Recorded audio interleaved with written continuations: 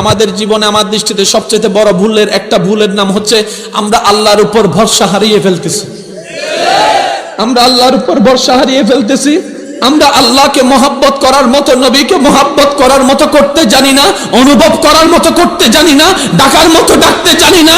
সারা জানে, জগৎ জানে আল্লাহর এই নামাজ হচ্ছে বান্দাকে সেকেন্ডের ভিতর রবের কাছে পৌঁছাই দেয়। কথা বলেন ঠিক কিনা?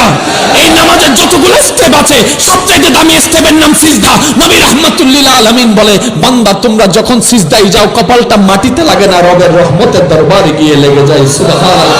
আফসোস আমাদের জন্য, আফসোস ওই সিজদার মধ্যে গিয়ে সুবহানাল্লাহ সুবহান রাব্বিয়াল আলা পড়তে যদি ইমাম একটু দেরি করে পিছন থেকে কাশি দিয়ে মিসকল মারে।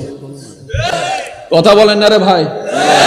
পিছন থেকে কাশি দিয়ে মিসকল মারে।